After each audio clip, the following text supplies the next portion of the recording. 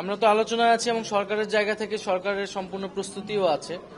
এখন এটা রাজনৈতিক দল বিএনপি এখানে দেরি করতেছে বা তারা একটা সময় চাচ্ছে, তো আমরা সেই সময়টাও তাদেরকে দিয়েছি। এখন দেখা যাক তারা তাদের উত্তরটা কি আসে। কিন্তু আমি মনে করি যে এটা ছাত্রদের জায়গা থেকে এটা প্রথমে এককভাবেই ঘোষণার সিদ্ধান্ত ছিল।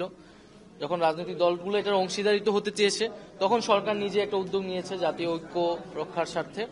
তো আমি মনে করি সেই ঐক্যের প্রতি শ্রদ্ধাশীল থেকে, গণঅভ্যুত্থানের প্রতি শ্রদ্ধাশীল থেকে আমাদের এই জুলাই প্রক্লেমেশনের কাজ দ্রুত এগোনো উচিত।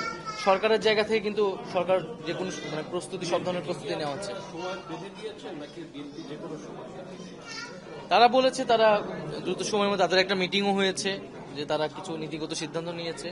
আমরা হয়তো দেখবো আর কয়েকটা দিন, তারপরে হয়তো এটার আনুষ্ঠানিক বক্তব্য আমরা সরকার অনেক বলে ফেলছি। আরেকটি লাস্ট প্রশ্ন, মাননীয় উপদেষ্টা, আমরা দেখেছি গত পরশুদিন কওমি উদ্যোক্তাদের একটি প্রোগ্রামে নারী সাংবাদিকদের প্রবেশ করতে দেওয়া হয়নি।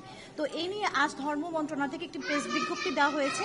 তো সেখানে লেখা হয়েছে যারা এর বিরোধিতা করে পোস্ট দিয়েছে সেটা একটা উদ্দেশ্য প্রণোদিতভাবে পোস্ট দিয়েছে। তো এই বিষয়ে আপনার কি মনে হয়? আপনি তো কিছু আমি বিষয়টা অবগত নই এই অর্থে, তাই জন্য আমি এই মুহূর্তে কমেন্ট করতে পারতেছি না। তবে আমি মনে করি এই ধরনের ঘটনা ঘটলে সেটা নিন্দনীয়।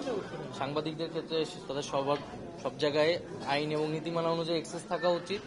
নারী সাংবাদিকদের ক্ষেত্রে আমাদের আরো বেশি নিরাপত্তার কথা ভাবা উচিত, কারণ আমরা মত প্রকাশের স্বাধীনতায় বিশ্বাস করি।